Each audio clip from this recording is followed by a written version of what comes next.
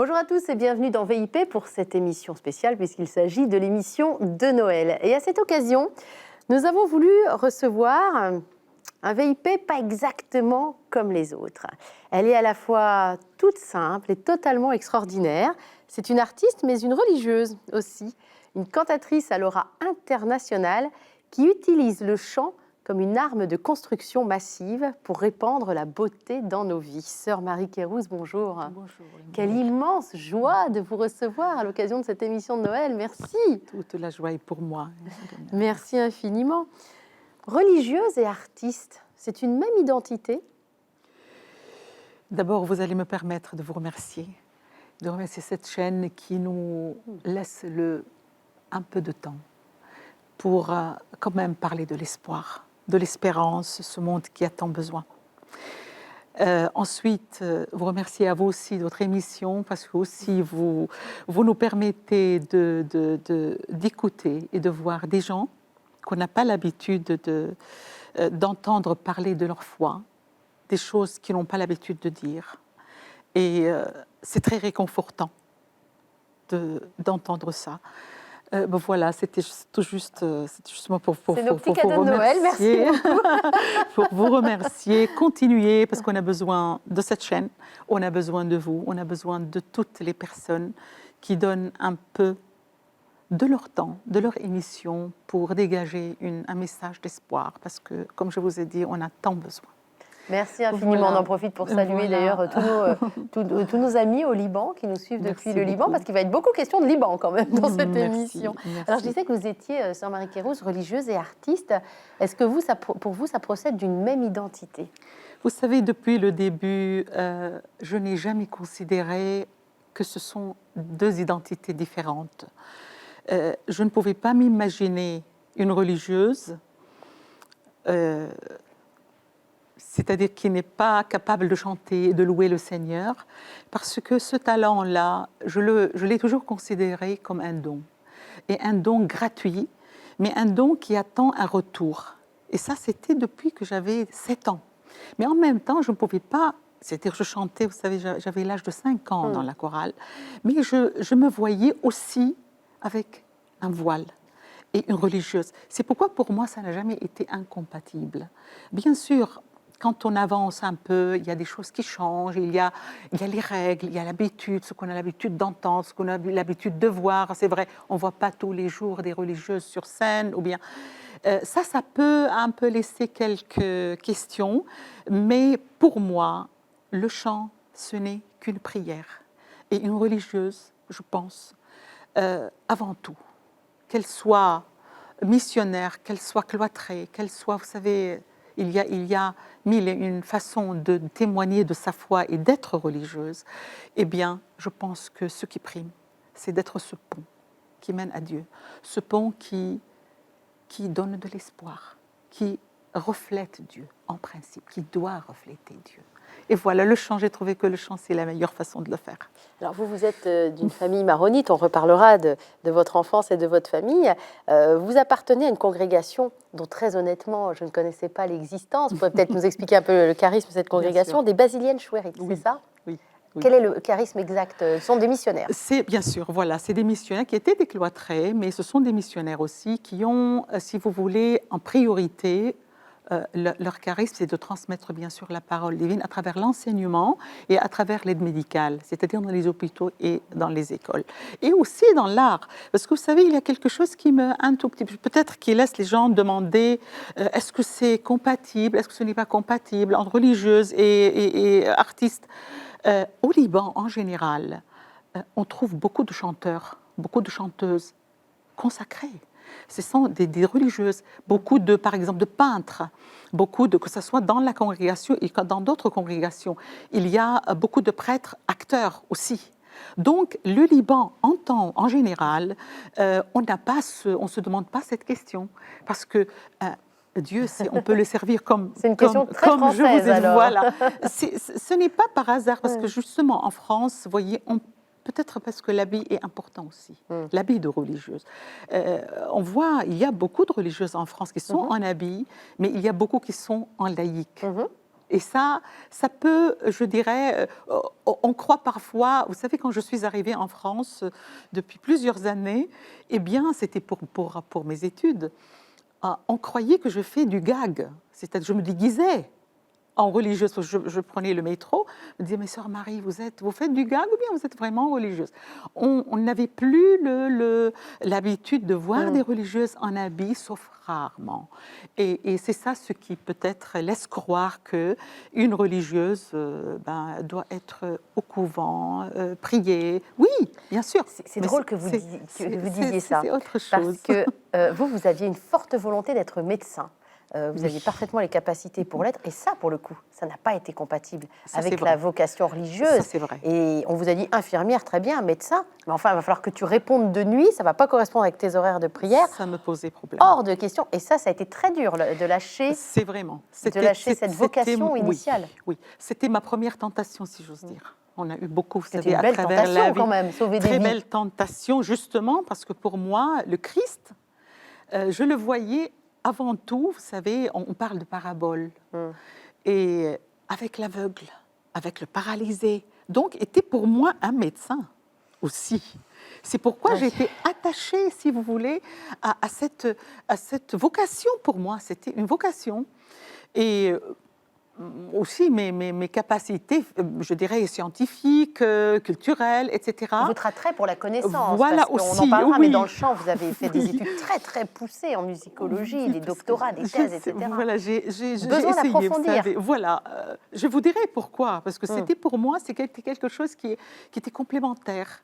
Complémentaire, guérir les âmes avec la voix et guérir les corps avec la connaissance, avec la science. Et j'avais la possibilité, parce que mes notes étaient bonnes, etc. Et là, quand on me l'a refusé, tout simplement peut-être parce que ce n'était pas connu, ce n'était pas à la mode de voir une religieuse qui fait médecin. Et ce n'était pas non plus à la mode de voir une religieuse chanteuse. Attention. Et ça, c'était aussi ma deuxième tentation, qui était aussi forte que la première, parce que, oui, Sœur Marie est passée à la télé, j'étais encore novice. Alors, c'était pas connu de voir une religieuse chanteuse, c'est moitié faux et moitié vrai, parce que quand vous avez vraiment débarqué en 85 en France, venait de se suicider Sœur Sourire, cette dominicaine belge dont le vrai nom était Sœur Luc Gabriel, c'est ça, je crois. Donc, on était resté sur quelque chose qui avait un petit peu choqué tout le monde, et vous arrivez sur ces cendres-là, c'est le cas de le dire. Bien sûr. C'était pas facile de passer. Mais même avant, après. même je parle avant cette date, avant d'arriver en France. Oui. C'est-à-dire quand j'étais encore novice, je n'avais pas encore commencé mes études universitaires. Et ça, c'était presque. Il fallait faire beaucoup pour demander des permissions à chaque fois qu'on venait préparer une émission de Noël, comme celle-là. Et c'était dur pendant la guerre. Mais ce qui était formidable, et je dirais que c'est vraiment la providence. C'est pourquoi je m'accroche à cette vocation. C'est la présence de la providence divine qui était toujours là, qui a fait que le responsable du Centre catholique d'information et toutes les émissions des fêtes, c'est-à-dire Noël, Passion, Pâques, eh bien, c'était un religieux. C'était le Père Moinès, je ne sais pas si le nom nous regarde. Eh bien, je le salue beaucoup parce que c'était un pionnier. Qui était un acteur, qui a fait des films, et c'est lui qui était responsable de ces émissions. Donc sa présence était, si vous voulez, pour moi le passeport. Vous a permis d'être vous-même pionnière à votre place. Oui, mais parce que c'était lui qui est venu demander à la supérieure. Et il était connu, donc c'était plus facile, si vous voulez, de dépasser cette barrière. Et là, c'est vraiment la providence. Et j'ai continué, bien sûr. Alors, on va expliquer un petit peu, avant de passer un premier extrait pour vous entendre, parce que quand même, je vous parle d'une cantatrice internationale, on ne vous l'a toujours pas fait écouter. Mais on va expliquer un petit peu ce que vous chantez. Parce que vous chantez, finalement, vous êtes capable de chanter énormément de choses, des choses que normalement une chanteuse n'arrive pas à placer dans ses cordes vocales. En général, quand on chante de l'oriental, on ne chante pas forcément des oratorios de l'occidental, etc. Bon, vous faites tout. Expliquez-nous ce qu'on va entendre. On va vous proposer, comme c'est Noël, c'est vraiment cadeau, 3 premières minutes de de pure poésie, de pur chant, de pure divinité, je ne sais comment le dire. On a choisi un extrait d'un concert que vous avez donné à Beyrouth. Dieu sait que si le lieu est symbolique, Beyrouth, on aura l'occasion d'en parler dans cette émission. C'était avec l'Orchestre Philharmonique du Liban. On a pris 3 extraits. Alors, avec mon piètre accent italien, Pietà Signore, Panis Angelicus et Salve o Maria. Ah, d'accord. Voilà. Et là, on est sur du chant sacré, évidemment. Vous voulez dire un mot avant qu'on lance? Oui, bien sûr. Là, le Pietà Signore, ça, c'est de Denis Dermeyer, attribué à Stradella. Et ça, c'est un des chants, les tout premiers chants que j'ai appris dans mon travail, dans mes études d'oratorio, parce que j'ai eu la chance aussi d'abord d'être au Liban, parce qu'au Liban, on a la chance d'entendre les 2 cultures et plusieurs cultures. Donc, il y a l'opéra, il y a les oratorios, il y a le chant classique arabe, il y a le chant byzantin, il y a le chant maronite, et on est vraiment bercé avec tous ces religions, sous ces influences. C'est vrai, c'était un grand défi pour moi parce que les professeurs de chant sacré occidental croyaient que ce n'était pas possible, même impossible, qu'une seule voix puisse chanter les 2 cultures et les 2 positions vocales. Et ce que vous avez fait, c'est que vous leur avez caché la vérité. On va quand même dire la vérité. Non, mais nos téléspectateurs ont droit à la vérité, sœur Marie-Kéros. Et vous avez pas complètement menti, on va dire que par omission, vous avez oublié de leur dire que vous chantiez aussi de l'autre côté. C'est-à-dire on m'a interdit, on m'a dit non, ça gâche la position vocale occidentale. Moi, je sentais que c'était possible. Je croyais que cet instrument qui est un instrument, la voix, qui est un don pour moi, donc il devrait être universel déjà. Après, en regardant un peu les autres instruments, j'ai dit mais pourquoi sur un violon, on peut jouer de l'oriental et de l'occidental en changeant seulement la position du doigt. Et pourquoi? Mais j'ai compris que parfois, on est contre parce qu'on ne communique pas. Et ça demande du temps et de l'investissement, toute une science dedans. D'abord, c'était pour moi, voilà, je le sens, je le fais chez moi, je continue, on me dit que c'était beau. Bon, ben pourquoi pas? Et j'ai gardé je dirais, cette vérité jusqu'à la fin du concert que je devais donner après le diplôme. Et quand on m'a demandé un rappel, mais j'avais déjà la note, c'était obligatoire. Quand ça y est, j'ai eu la note, c'est bon. Et c'était un concert public. On a fait un rappel. Et puis, j'ai chanté un chant byzantin. Vous êtes lâché. Et bon, là, le jury, c'était ah oui, c'est vrai, on peut, mais c'est exceptionnel. C'est vraiment parce que c'est elle. Hein. Alors, on va vous proposer un extrait de ce très beau concert à Beyrouth donné avec l'Orchestre Philharmonique du Liban. Regardez et écoutez aussi surtout.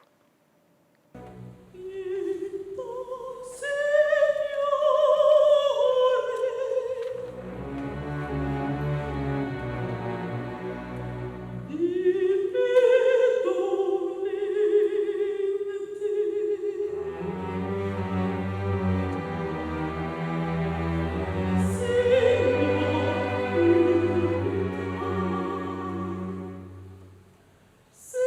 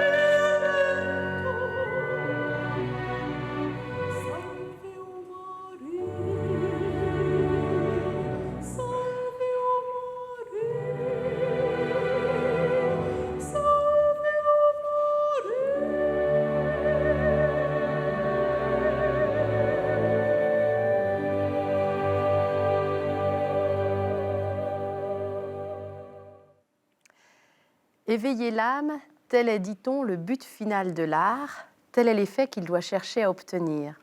Rien de ce qui est humain ne m'est étranger, telle est la devise qu'on peut appliquer à l'art. Ça, c'est du Hegel, que je trouve dans un livre dont je reparlerai, Manifeste pour la beauté du monde, que vous aviez fait à deux voix avec Jean-Marie Pelt, qui nous a quittés il y a pile un an. Jean-Marie Pelt, biologiste que l'on connaît, pharmacien aussi, conférencier, chroniqueur radio, fait des documentaires télé, grand homme de foi. Dialogue à deux voix, Manifeste pour la beauté du monde, au Cherche Midi. Et la journaliste qui vous a interviewé tous les deux, Nathalie Calmé, propose cette définition. Ça vous parle? Rien de ce qui est humain ne m'est étranger. C'est essentiel. Devise qu'on peut appliquer à l'art. C'est essentiel. La foi, le Christ. Vous savez, on est à Noël. Le Christ, je pense, Dieu a eu besoin d'être homme pour justement, pour que nous comprenions son amour pour l'homme. C'est l'histoire du salut qui accomplit. Et l'art, quand on parle de l'art, c'est de la beauté.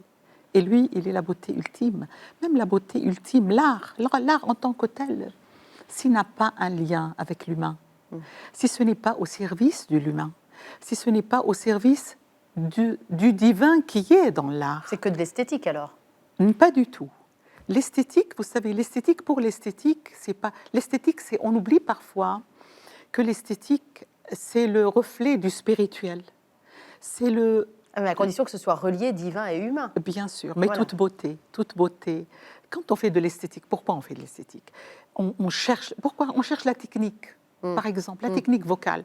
Pourquoi on a besoin de technique vocale de travailler, d'étudier, pour vraiment chanter du sacré? Vous savez, c'est une question qu'on m'a toujours posée. On disait, mais sœur Marie, ça va, vous avez une belle voix, ça suffit. Pourquoi les doctorats? Pourquoi les diplômes? Pourquoi le travail technique? Pourquoi tout ça? Je dis, mais vraiment, vous ne comprenez pas que quand on met cette voix, quand on dit, voilà, c'est du chant sacré, oui, c'est du chant sacré, ça veut dire quoi? C'est-à-dire, c'est la parole divine, c'est la parole de la beauté ultime. Comment vous voulez qu'on traduise une beauté avec quelque chose qui n'est pas parfait? Au contraire. Mais c'est pas vraiment, je vous assure, c'est pas de la fausse modestie. Je me considère, après 30 ans de chant, comme débutante dans le chant sacré. Ah bon? C'est tellement immense ce que je ressens dans un concert ou bien à l'église, parce que pour moi c'est pareil. Dans un office, je chante avec le même engagement. Je trouve que ce corps-là, que j'essaie quand même, cette partie de mon corps, que j'essaie de mettre au service de ce divin, mon Dieu, c'est très loin d'être vraiment prêt. Ce lieu-là, cette partie, est très loin d'être prête à recevoir et à transmettre. C'est pourquoi l'humain est très important, parce qu'un amour de divin que j'essaie de vivre dans le chant, si je ne le partage pas avec l'humain, et cet humain-là, si je ne l'aime pas, comment vous voulez qu'il comprenne ce que je dis, qu'il reçoive ce que je dis? Alors c'est très intéressant parce qu'on vous a souvent surnommé la sœur savante chantante. Savante pourquoi? Parce qu'effectivement, il y a tout un tas de diplômes, notamment un doctorat en musicologie et anthropologie à la Sorbonne en 91. Avant ça, il y avait eu des études, vous l'avez dit, au Liban, un DEA de sciences religieuses, un diplôme de chant classique oriental et occidental. Donc j'entends bien tout ça. Moi, je voudrais qu'on revienne à la toute petite fille, pas du tout savante, en tout cas pas de cette manière-là, toute petite fille qui a 1 an déjà, rien qu'en serrant son oreiller, commençait déjà à fredonner. Là, vous avez tout le temps chanté. Alors, très clairement, famille très croyante, donc rite maronite, famille très chantante aussi. Oui, Enfin, oui. vous avez grandi, ça s'est fait par capillarité, par contamination naturelle. Vous avez grandi dans l'art avec une maman qui chantait à l'église. Et la première fois que vous avez chanté, c'était sur ses genoux à l'église, à un office, un vendredi saint. C'est vrai. Vous chantez, votre maman chante, vous vous mettez à chanter avec elle, puis votre maman se rend compte que vous chantez, elle vous laisse chanter toute seule. Et toute l'église, toute l'assemblée vous écoute. Et là, c'est une révélation pour vous ce jour-là. La C'est petite vrai. Marie, 5 ans. Mais je pense que c'est vraiment un événement que je n'oublierai jamais. C'est pas comment l'expliquer, mais je pense que ça résume toute ma vie jusqu'à ce jour. Le sentiment que j'ai éprouvé, parce que j'ai pleuré à la fin du chant quand Oui. j'ai vu que tout le monde entendait ma voix et j'étais toute seule. J'ai compris l'effet que ça fait déjà sur les gens. C'est le silence qui m'a fait pleurer. Et je vous assure, c'est ce silence que je cherche dans les plus grands concerts, même aujourd'hui. Le silence Des gens. après le chant. Après le chant Et avant les pendant le applaudissements. chant. Et oui, Mm. et je préfère que ce soit un silence qui ne sera pas rompu par les applaudissements. Moi, je laisse les gens applaudir quand même, c'est une... Parce que le silence pour vous, Sœur Marie Carousse, fait partie de Bien l'harmonie sûr. que vous avez cherché à créer, parce que le terme et le mot harmonie est un mot important dans votre vie, qui est Bien né sûr. très très tôt. Très tôt. On lui présentait un bouquet de violettes, elle trouvait ça moche, elle disait non, c'est pas joli, c'est pas beau. Ça, c'est pas joli, c'est pas beau, c'est souvent revenu pendant votre enfance. C'est vrai, Une c'est recherche, vrai. une quête d'harmonie dès la vrai. toute petite enfance, c'est vrai. incroyable. Les couleurs, les formes. Et ça m'a beaucoup, beaucoup, beaucoup aidé dans ma recherche après. Vous savez, ma quête de beauté et de sens en même temps. C'est ce qu'on appelle l'enfance de l'art. Je ne sais pas, c'était quelque chose. Vous savez, chacun dans son...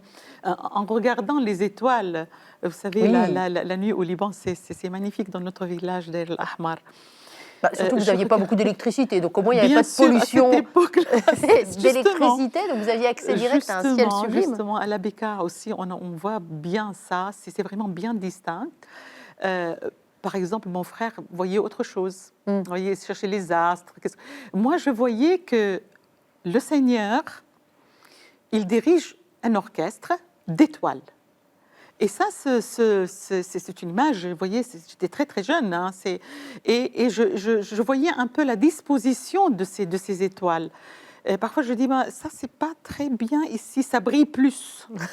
Ça, c'est pas bien ici, il faut que ça soit là. Donc, oui, cette recherche d'harmonie, c'est pourquoi même dans la vie, je m'éloigne de tout ce qui est hétérogène, quoi, tout ce qui n'est pas très compatible, pas très. Je fais très attention Très aussi. unifié. Je pense que même, peut-être pas, mais parfois je pense que tout le monde pense comme moi. Non. Et je ne veux pas, Si vous voulez, je vous le dis, pas hein. les heurter. Non. Je ne veux pas les heurter, ou Oui. bien par une attitude, ou bien une parole, ou bien vous savez, parfois une action qui est pour vous quelque chose de très normal, mais pour les autres, ça peut choquer. Je pense beaucoup à ça. Et j'essaie de ne pas... Vous voyez, dans le chant, dans le choix des instruments, dans l'acoustique. Vous savez, moi, avant un concert, surtout si c'est sonorisé dans les grands théâtres, eh bien, je mets au moins 3-4 heures rien que pour retrouver l'harmonie de l'église. L'église, c'est Savoir comment l'écho Bien réagit, sûr, comment le bâtiment réagit. Et surtout Oui. l'équilibre entre les instruments. Oui. L'équilibre entre les instruments, ça peut tout gâcher. Tout gâcher. Tout. Je vous écoute parler, Sœur Marie Carousse, et je ne peux pas m'empêcher de voir la petite fille avec son frère, effectivement, qui supplie maman de dormir sur la terrasse, parce qu'il fait chaud d'abord, Oui. et puis surtout, on va pouvoir voir les étoiles. Oui, c'est Et vrai. on voit cette petite fille vive qui est en train de se dire, non, cette étoile-là, non, ça ne va pas du tout, moi je la mettrai là. Et je relis ça à une autre anecdote de votre vie que je trouve assez fantastique, comme quoi Dieu a de l'humour. C'est la façon dont vous avez découvert la musique byzantine, c'est à 9 ans, en vous trompant d'église. Oui, c'est vrai. Vous allez en famille chez les cousins, c'est ça? Ça, Il y a deux églises à côté, Oui, vous suivez oui. papa et maman, vous les Oui, perdez de vue. Oui. Mince, c'est quelle église? De Bon, quelle ça doit porte? être celle-là. Parce que C'est c'était quelle le porte? même mur, quoi. C'est C'était quelle... le même- Bon, ça doit être celle-là. Eh ben non, Oui, oui, c'est oui. manque de bol, c'était l'église de la religion d'à côté. C'est la Providence, je vous assure, moi je la vois comme ça. Moi je la vois comme ça. Peut-être ils vont croire que je suis un peu simple, trop simple en pensant ça, mais je vous assure, parce que là, le champ, vous savez, Daïr el-Ahmar, mon village, il n'y a que des maronites. Et vous connaissiez pas d'autres la musique, communautés. enfin, le chant maronite. Oui, mais pas autre autre chose. Pas autre chose. Et quand je suis allée à Beyrouth, justement pour passer Pâques, eh bien, je croyais qu'à Beyrouth, c'est comme ça qu'on chante. Je ne savais pas que ce n'était pas de la liturgie maronite. C'était pour moi, ah oui, à Beyrouth, on chante autrement. Vous voyez ? C'est la capitale. Et ça, c'était du chant orthodoxe, du chant byzantin. Ça n'avait rien à voir. Et là, parce que je me suis trompée de porte, parce que là, et ça fait le charme du Liban aussi. C'est pas au niveau de la culture et de l'éducation, mais c'est au niveau aussi des religions et des rites. On voit 17 communautés. 17 communautés, ce n'est pas rien. Et ce n'est pas par hasard. C'est vraiment le vrai message dont Saint Jean-Paul II a parlé. Ça, c'est vraiment un message. Et je pense un message utile pour nous, les Libanais, avant que ce soit un message pour les autres. Commençant par moi, petite fille qui a découvert le chant byzantin dans cette église. C'est très intéressant, ça, sœur Marie-Carose, parce que bien des années plus tard, vous allez créer un ensemble assez révolutionnaire dans un Beyrouth en feu. On est en 84, vous créez l'ensemble pour la paix. Et vous allez donner votre premier concert le 4 juin 84 sous les bombes. C'est pas plus compliqué que ça.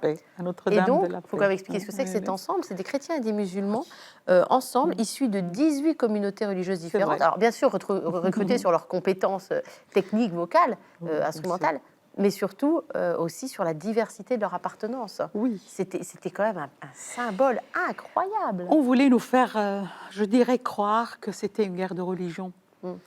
Pour moi, la religion, c'était les gens avec qui je vis. Des musulmans, des chrétiens, des 17 communautés. Ce n'est pas rien. Mais moi, je connais pas connais pas la religion comme ça. La religion, c'est les gens. C'est les gens, ce qu'ils disent, ce qu'ils pratiquent, ce qu'ils vivent, ce qu'ils sont. Donc, pour moi, ce n'était pas possible d'avaler cela. Mais quand même, toute jeune, je n'avais pas d'autre chose à dire. Il n'y avait que des armes et des bombes autour. Et moi, ni armes, ni bombes. J'avais ma voix et ma foi. Hein.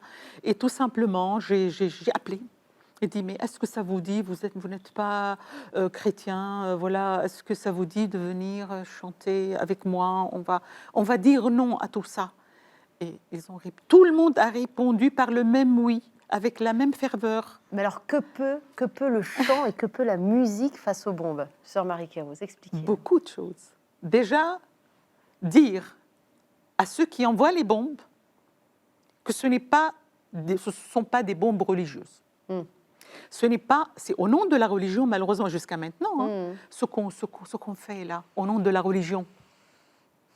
Ça n'a rien à voir avec la religion. Ça, c'est au service de la politique. Mais il ne faut pas oublier que la religion, c'est une arme à double tranchant aussi. On peut faire beaucoup de bien, mais on peut faire beaucoup de mal aussi.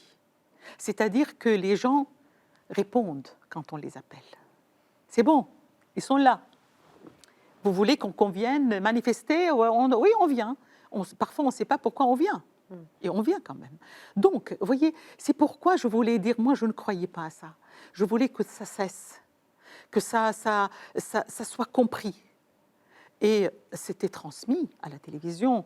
On parlait beaucoup, surtout les religieux, des deux côtés, des musulmans et des chrétiens. Et ils ont compris, heureusement, après, bien sûr, ils ont compris quand la guerre s'est transformée en guerre fratricide.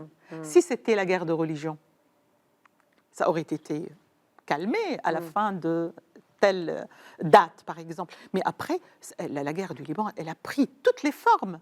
Même entre frères, on s'entretuait. Donc, vous voyez, je dis, et je continue à dire, surtout avec mon ensemble de la paix, on parcourt le monde avec un seul drapeau. Le drapeau du sacré, le drapeau du beau et de la religion R majuscule. Alors c'est d'autant plus intéressant que vous dites que le chant sacré repose sur 3 piliers, une sorte de trinité en fait. Bien. Et le premier d'entre eux, c'est pas la voix. Vous dites la foi. C'est vrai. Après vous dites la parole. Et la voix n'arrive qu'en dernier. Et vous brandissez la foi en premier. Vous savez, j'ai pas grandi. Si je n'avais pas la foi, je n'aurais pas pu résister. à toutes les tentations que la voix me proposait. C'est que la voix, elle est importante comme instrument qui transmet quelque chose. Et si on n'a pas la foi, c'est impossible de transmettre. Quelle tentation? Tentation, oh, Du c'est quand j'ai commencé, bien végétariat, sûr, D'accord. surtout de végétariat, des propositions d'être la vedette telle, avec des compositeurs vraiment de renommée internationale, et surtout très connus au Liban, en Orient, faites ça, oui, vous savez, sœur Marie, être sœur, vous savez, ça c'est... Bon, tout cela. Moi, je ne voyais pas tout ça. J'étais consciente que ça ne va pas être facile, parce que c'est quand même...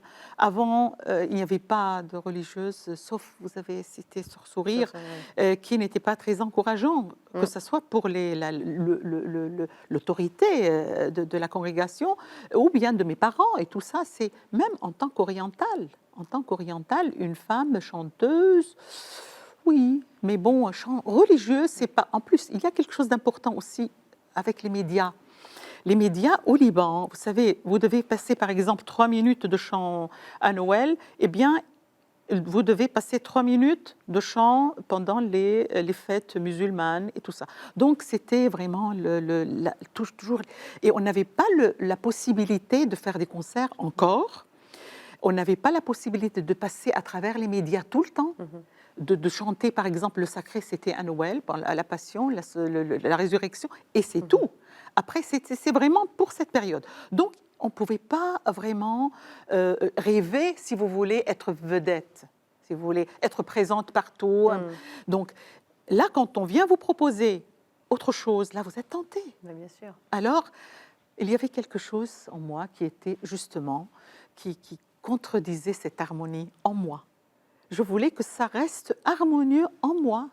Et ça a commencé même par le choix du chant sacré. J'avais 13 ans quand j'ai commencé à travailler ma voix. On m'a fait une petite dérogation au conservatoire. Et j'ai commencé, vous savez, le chant occidental par Puccini, par Verdi, des chansonnettes, tout ça. Jusqu'à ce que vous disiez à vos professeurs, donnez-moi quelque chose qui fasse sens, pitié. Qui a un sens. Elle m'a regardée comme ça d'en haut. Elle m'a dit, mais c'est quoi ma petite fille, c'est quoi un sens? Et elle a compris. J'ai une prière, un Ave Maria. Ah, c'était ça depuis toujours qui me tentait. C'était ça qui m'appelait. Et c'est pourquoi tout ce qui venait après, même jusqu'à aujourd'hui, ça ne m'intéresse pas. C'est intéressant parce que je trouve que nos renoncements disent autant de nous que nos oui. Nos non parlent autant pour nous que nos oui. Et qu'à un moment, il faut savoir à quoi on dit non et à quoi on dit oui. Voilà. Et c'est exactement ce que vous avez fait. Je ne pense même pas au non. Je dis, il faudrait dire oui, parce que c'est un appel permanent qui est vraiment en moi. Et j'essaie j'essaie 1000 fois, j'essaie de le vivre avec la manière qui est possible. Voilà. On va écouter alors une deuxième série d'extraits. On a fait un petit mix, on a préparé cela, de différents concerts. Il y a un concert à l'UNESCO que vous avez fait en 2006, c'était avec les petits chanteurs à la Croix de Bois. Oui. Ça, évidemment, on a envie de vous voir avec les petits chanteurs à la Croix de Bois. Moi aussi, c'était un bonheur. Voilà, un bonheur. Alors, avec eux, c'était O Sanctissima et Mille, comment on dit, Cherubini in coro. Voilà, c'est ce que j'allais dire. Et puis, on a mis juste derrière un extrait d'un DVD qui s'appelle Une voix pour la paix. Et là, il y a un chant dont j'aimerais que vous nous parliez, que vous aviez interprété au Festival des musiques sacrées de Fès au Maroc en 2001. Et je vais mal le dire, mais vous allez reconnaître. Ça s'appelle Ya Sururi. Ya Sururi. Et ça, c'est particulier. Ô toi, ma joie. Oui, expliquez pourquoi ce chant est particulier pour vous dans votre histoire et dans l'histoire mondiale aussi. Oui, bien sûr. Parce que là, bon. D'abord, pour les petits chanteurs, j'aimerais bien dire que c'est un concert exceptionnel. C'était dédié aux enfants. C'est pourquoi j'ai beaucoup insisté à ce qu'il y ait des enfants. Les enfants qui sont interdits de chanter à cause des guerres. Et là, c'était pour les enfants de l'Irak, pour les enfants du Liban, pour les enfants... Vous voyez, et ça continue maintenant. Les enfants sont les premières victimes. Je dirais les victimes éternelles des guerres, parce que ça passe sur plusieurs générations. Donc, c'était comme ça un clin d'œil de la part des petits chanteurs à la Croix de Bois. Et on a chanté Noël. Voilà, c'était la joie. Pour Ya Sururi, c'est vraiment spécial pour moi parce que la poésie, ça vient de Rabia al-Adawiya. Elle est surnommée la martyre de la passion divine. C'est une musulmane qui vivait au 7e siècle dans le désert, qui a voulu s'écarter du monde. Et être consacré à Dieu. Et ça, pour l'islam, c'était quelque chose de très... Enfin, c'était pas très commun. Non. Et j'ai cherché, j'ai dit, bon, cette femme a beaucoup écrit de poésie mystique. Qui ont longtemps été cachés. Voilà, bien Et sûr. qui ont été révélés bien plus tard. Révélés bien plus tard, pour la simple raison, c'est qu'ils sont venus lui demander un jour, mais tu t'écartes du monde, est-ce que c'est pas commun? Il m'a dit, c'est mon choix. Ils lui ont dit, mais est-ce que si le prophète vient vous demander parce que pour le monde musulman, la femme, c'est la place de la maison, la fille, la femme, la mère des enfants, une femme au foyer. Et elle a répondu par quelque chose qui me parle beaucoup et qui je dirais, me tape sur la conscience, si j'ose dire le terme, tous les jours. Pour une personne mystique, elle a répondu, l'amour de mon divin, de mon Seigneur, de Dieu, n'a pas laissé de place dans mon cœur, ni pour aimer, ni pour haïr. Et je trouve que cette amplitude, elle était pleine. Elle n'a pas dit « Dieu a rempli mon cœur ». Non, elle n'a pas dit « Dieu a fait de moi, elle a rempli ma pensée ». Non, elle était toute pleine. Et ça se traduit par ce qu'elle dit. « Ya sururi wa munyati wa imadi ». Tu es ma joie, tu es mon désir et tu es ma force. Alors, les paroles sont d'elle, de cette ermite du ermite 7e siècle. La musique est de mettre, vous. voilà, en musique et je l'ai justement proposé pour la première fois comme cadeau au Festival de Fès. Et là, après, j'étais très touchée par le message du roi père et qui est venu, vous voyez, me saluer, me dire « Sœur Marie, on est fiers » parce que, vous savez, pour eux, c'était le jour de l'enterrement des moines de Tibérine. Les moines de Tibérine étaient égorgés, soi-disant par les musulmans. Et là, les extrémistes, tout ça, on raconte plein de choses. Et puis après, j'ai dit, mais qu'est-ce que j'ai à offrir en tant que chrétienne? Eh bien, j'ai trouvé la musique. J'ai dit, je mets la parole de cette femme qui est mystique, qui est musulmane, je le mets en musique par un chœur de religieuse, chrétienne, catholique. Eh bien, on fait des deux un chant, un hymne à l'espérance. Alors, c'est ce qu'on va vous faire écouter, puis on terminera avec un extrait d'un concert au Casino du Liban avec justement l'ensemble Pour la Paix dont on parlait, un extrait en 2010, vous verrez, c'est très beau, tout bas, les béatitudes. On écoute tout ça religieusement, c'est le cas de le dire, et on se retrouve juste après. Il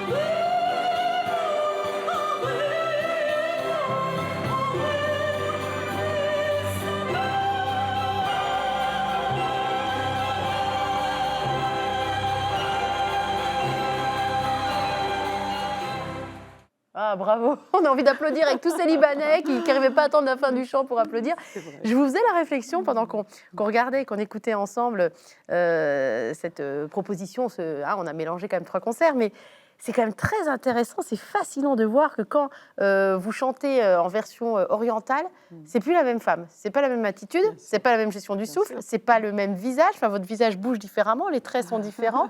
C'est fou, quoi. On a l'impression d'une autre personne, votre sœur jumelle, en fait. C'est pas une autre personne, c'est une autre façon de jouer avec Oui. le même instrument.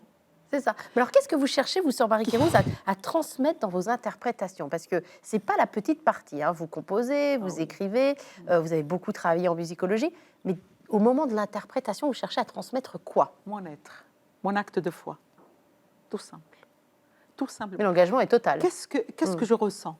Qu'est-ce que je ressens en disant tu es mon âme? À Dieu, au Seigneur, je lui parle. C'est pourquoi vous avez choisi surtout un chant qui vraiment me parle beaucoup. C'est ma prière de tous les jours. Le dernier, là, tout bas? Oui, c'est pas le Touba aussi, Oui. mais le Yassururi, c'est Ah, celui le qui est Yassururi, l'oriental. oui. C'est vraiment, c'est un acte d'amour, mais une vie très intime avec Dieu. Donc, on ne peut pas l'interpréter d'une manière, vous voyez, comme si vous étiez vraiment en train de parler à Dieu. Mais alors, pourquoi vous Voilà. dites, moi dans le livre que je citais tout à l'heure, j'ai une phrase qui m'a fait bondir, je vais vous la donner, elle est de vous. L'interprétation d'un chant sacré demande d'avoir l'âme pure. Alors là, je me suis dit, c'est fini, je ne dirige plus la messe dans ma paroisse. L'âme pure, peut-être, je ne sais pas si c'est, mais je voulais dire par ça, c'est-à-dire pure de toute autre occupation. C'est que, Ah. de toute autre, c'est-à-dire toute désharmonie, si vous voulez, dans l'être humain. Très bien. Dans l'être humain. Ah non, on est tous vers la pureté de l'âme, on la cherche, vous savez, tous les jours. Sauf que on ne peut pas chanter Dieu, chanter le sacré, en voulant partager cet acte de foi, cet acte d'amour. On ne peut pas en pensant à autre chose. C'est pas possible. C'est pourquoi même, vous savez, avec mes élèves, la technique vocale, quand je leur parle de technique, eh bien, je dis, oui, la première des choses, c'est de rassembler tout votre être autour de votre axe central qui est vertical, qui est planté au sol, mais qui a la tête dans les cieux. Quand vous arrivez à ça, vous aurez votre son pur. On ne peut pas faire autrement, c'est pas possible. Je vais quand même expliquer ce que vous venez de dire, une petite phrase, et tout le monde se dit, ah bon, elle donne des cours? Oui, elle donne des cours, parce que sœur Marie-Kérouz a créé l'Institut international du chant sacré, c'était en 1994, si vous allez voir le site internet de l'Institut, ou même si on va sur votre site internet, www.kérouz.com, voilà, on peut trouver toute la documentation, il y a des stages, il y a des cours de chant donnés par vous-même, alors en différentes, maronite, byzantin, etc. Bien Je suis allée sûr. voir le programme, on n'a qu'une envie, mais même si on ne sait pas chanter, on peut C'est être vrai, pris. c'est On n'a vrai. qu'une envie de se dire, j'ai envie de découvrir ça, c'est tellement beau, j'ai envie d'aller voir. Oui, vous savez, dans les week-ends sacrés, là, vous me faites rappeler quand vous dites je ne veux pas chanter, je ne sais pas chanter, mais on m'appelle, me dit, mais sœur Marie, on n'a jamais chanté, mais on aimerait bien venir. Et moi, je leur dis, ben, venez, parce que... Venez ils et voyez. choisissent- Venez et mais chantez. Vous savez, il y a des gens qui viennent en chantant le chant araméen que j'ai donné il y a 2 semaines. Je vous assure, ils n'ont jamais chanté, mais ils veulent vivre, parce que le chant araméen, le chant syriaque, c'est la langue du Christ. Oui, bien sûr. Ils voulaient, ça s'était transmis oralement. Ils voulaient vivre seulement comment ça se transmet oralement, parce que vous savez, les gens se rassemblaient autour des moines tous les soirs.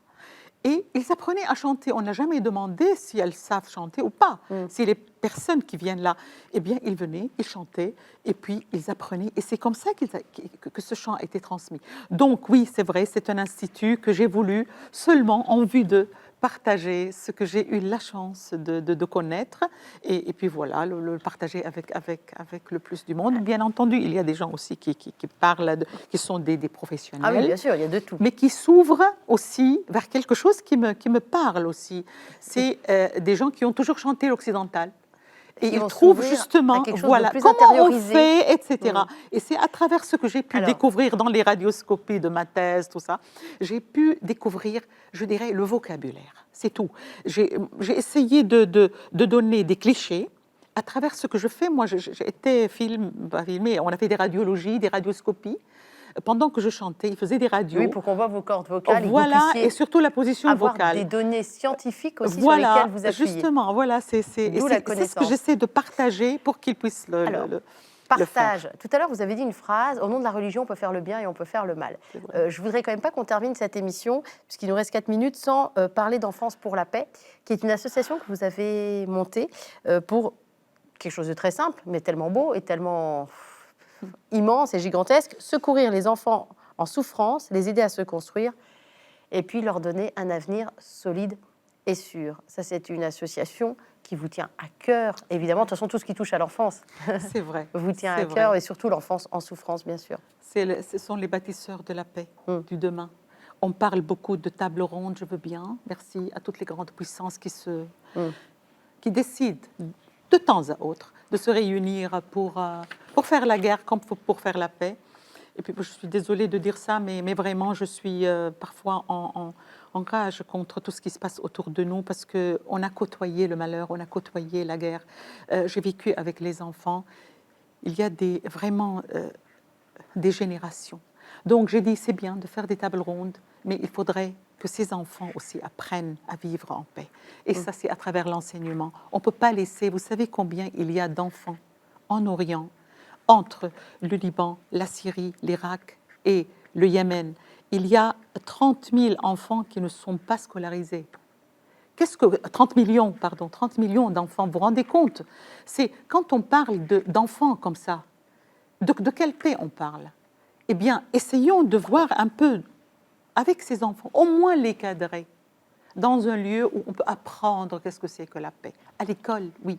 Donc c'est pourquoi j'ai dit scolariser les enfants, les aider médicalement aussi, les aider. C'est pas seulement en Orient, mais aussi en Inde, au Soudan. J'essaie un tout petit peu à travers l'enfance pour la paix, pour donner une chance à ces enfants-là. Je vais donner tout un tas de références à nos téléspectateurs pendant que vous, sur Marie Kérouz, vous remplissez le livre d'or de VIP. Si vous pouvez nous écrire un message de paix, parce que c'est Noël, un message de Merci. Noël, je vous laisse. Voilà, vous avez choisi la couleur bleue en me disant c'est la couleur de Noël. C'est l'azur, c'est l'azur, merci. C'est l'azur, les Oui, étoiles, nous parlions. L'azur, c'est l'Orient. C'est l'Orient. C'est l'Orient et c'est le surnom du Christ. Vous savez, le surnom du Christ, c'est l'Orient. Oui, le Christ qui a sauvé le monde, il est venu de là-bas. C'est pourquoi l'azur, le commencement de la lumière. Pour moi, c'est bleu et c'est le Christ. C'est pourquoi j'ai choisi. C'est pas anodin de faire choisir la couleur du crayon à nos invités. À chaque fois, il y a des explications incroyables. Je les vois comme ça. Écrire le message, vous nous le lirez quand vous l'aurez terminé. Et pendant ce temps-là, moi, je vous propose, si vous n'avez pas encore fait vos achats de Noël ou si vous ne savez pas quoi offrir pour le Nouvel An, je vous propose tout un tas de livres et de CD liés à Sœur Marie Kérouz. Ils sont tous plus magnifiques les uns que les autres. Méditation d'Orient, donc vous comprenez, à chaque fois, il y aura de l'Orient, de l'Occident. Sœur Marie Kérouz, regardez celui-là, absolument magnifique, avec cette photo très très belle. Sister Marie Kérouz, ça c'est Hymns to Hope, hymne à l'espérance. Je vous les montre tous, comme on a un petit peu le temps. La Passion, là on est sur un double CD dans les églises orientales, 2 CD. En fait, vous pouvez vous offrir tout le lot, c'est bien mieux. Sœur Marie Kérouz, Magnificat, avec toujours évidemment la version en arabe. Le Maroun, N'aie pas peur, de Sœur Marie Kérouz. Un petit dernier, Psaume pour le 3e millénaire. Et puis ce qui est très intéressant, c'est aussi d'allier ça avec les livres. Parce que comme vous l'avez compris, on a quelqu'un qui valorise énormément la connaissance, l'étude aussi. Il ne s'agit pas seulement d'avoir une belle voix. Donc je vous rappelle le Manifeste pour la beauté du monde qu'elle a co-signé avec Jean-Marie Pelt au Cherche Midi. On n'a pas beaucoup parlé de la partie de Jean-Marie Pelt, mais elle est totalement passionnante aussi. Peut-être vous indiquer aussi, je chante Dieu, l'Évangile de la beauté aux éditions du Rocher. Et puis, il y en a d'autres, des livres, vous verrez tout ça. Et puis, un DVD, Voice for Peace, un DVD qui raconte un peu l'itinéraire, un très beau film de Sœur Marie Kérouz. Et puis, tout simplement, allez voir sur le site internet www.kérouz.com. Vous pouvez également aller tout simplement sur le site de KTO, ktotv.com, pour retrouver déjà cette émission en replay, si vous ne la regardez pas en direct pour Noël, et puis pour retrouver éventuellement d'autres informations. Et pendant que je blablate, Sœur Marie Kérouz écrit dans un petit coin du livre d'or. Alors, on va pouvoir avoir votre petit message de Noël et de paix. Ah, on en est à la signature. Vous nous le lisez? Oui, merci à KTO de nous offrir des moments d'espoir. Merci à vous, Emmanuel, de donner la chance à des personnes connues de dire beaucoup de choses sur leur foi et surtout de glorifier l'essentiel. Merci. Ah, dites donc, c'est nous qui devrions vous Et dire joyeux tellement de Noël. merci. Je vais montrer, Et j'aime bien joyeux montrer Noël. l'écriture Et joyeux des Noël. gens à nos téléspectateurs. Regardez l'écriture de Sœur Marie Kéraut. On vous souhaite un très très joyeux Noël. Qu'est-ce qu'on vous souhaite pour Et bonne 2000? fête à vous. Ah Vous bah êtes oui, c'est Emmanuel. L'Emmanuel, Dieu est avec nous. Tout Et à j'espère fait. que vous restiez avec nous aussi, Ah bah, moi aussi. dans pas mal de temps, pas mal de circonstances pour nous justement, pour nous offrir ces moments vraiment précieux. Merci à vous. Qu'est-ce que je vous souhaite pour la suite, Sœur Marie? Je souhaite beaucoup d'espoir, surtout à l'Orient, aux chrétiens de l'Orient et à tous ceux qui vivent des moments de détresse dans le monde, qu'ils voient un tout petit peu, qu'ils regardent quand même, malgré la détresse, qu'ils regardent un petit coin de ce ciel, parce qu'il y a une étoile qui brille, une étoile qui envoie la lumière. Le Christ est là, Dieu est avec nous, il est l'Emmanuel. Merci infiniment. Moi, je souhaite un très joyeux Noël à tous nos téléspectateurs, avec une pensée vraiment très spéciale pour tous ceux qui nous suivent depuis le Liban. Joyeux Noël, le Liban. Merci. Merci. À très bientôt. Au revoir.